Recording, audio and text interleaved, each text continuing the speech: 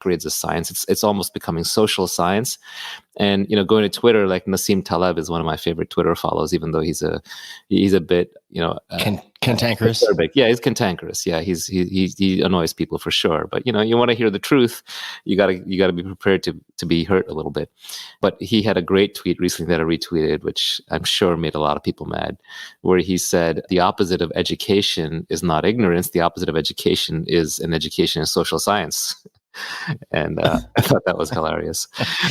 But it hurts because there's some truth to it. If there was no truth to it, it wouldn't hurt at all. If I said Tim Ferriss is fat, that would just bounce right off of you. But if I said, Tim Ferriss and Naval are fake gurus, that might hit us, right? Because we kind of suspect at some deep level there's a part of that that's true. So I think the same way, like with social science, does kind of lead you down the road to ignorance, because it's about social, and anything social is about groupthink and group behavior. And individuals can search for truth, but groups search for consensus, because if a group doesn't have consensus, it can't get along. If it can't get along, it falls apart and there's conflict. And so the last place you're going to find truth is in large groups. And the moment you make science about large groups and about voting and about consensus, you're not really practicing science anymore.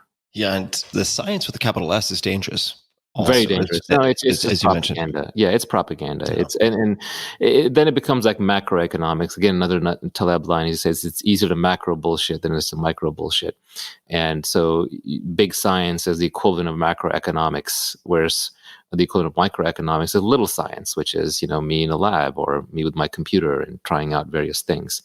And so you can, just like with macroeconomics, you can pick and choose whatever data you want to prove whatever point you want. With big science, you can pick or choose whatever papers you want. So look at the fights right now on the internet about what COVID means. You can go down that hall of mirrors and find scientific, quote unquote, substantiation for many points of view, depending on which papers you choose to cherry pick. And so then we're reduced back to consensus.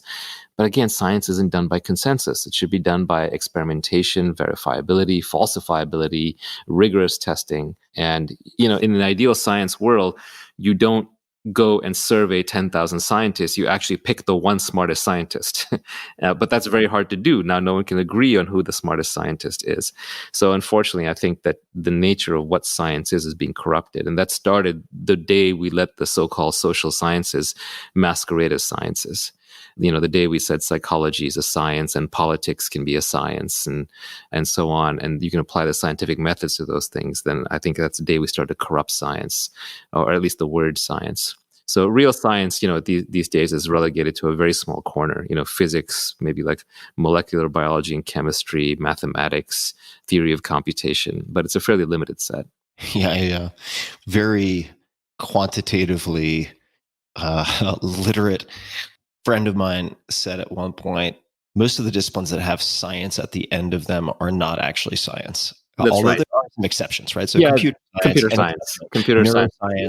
If it's hard neuroscience, would be an exception. But very often, if there's science appended to it, it is not, in fact, something that is falsifiable according to someone like Karl Popper, right? It cannot be proven or disproven using experiment, at least not That's in right. a definitive way. If there isn't some experiment that could theoretically disprove it, then it's not science. It's like Honest Abe's law firm, right? If he needs to put honest in the title, then you have to wonder.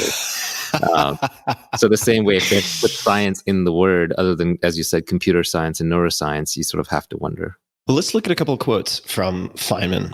There are a few that I think about a lot, and these are on Goodreads, but number one, and I think this is really applicable with respect to science in media, particularly a term that bothers me a lot, which is studies prove or studies show, just like capital S science shows, which isn't really a thing. The facts can get contorted quite a lot. The quote from Feynman is, "I learned very early the difference between knowing the name of something and knowing something."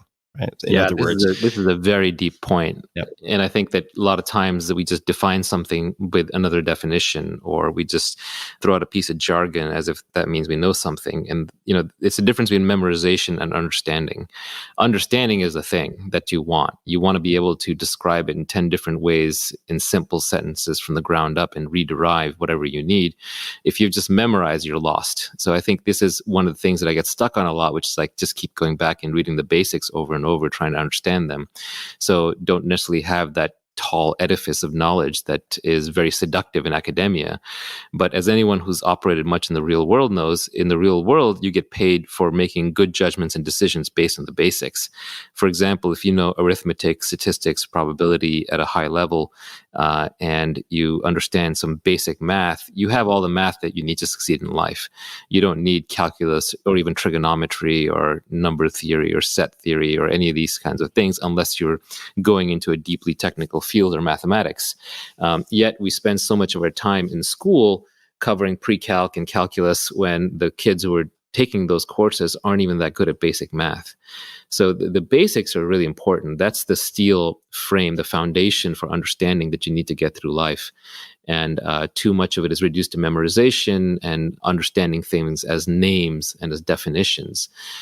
And I think the Feynman example is, his dad would take him for walks and they would see birds. And, his dad would say, this bird is a such and such warbler, but that doesn't tell you anything about the bird. That tells you about humans, and humans gave that bird that name. Really, the bird, it likes to stand on one leg at this point. It likes to pick at lice in its feathers doing this, and it likes to eat these kinds of things. And it flies, this way for that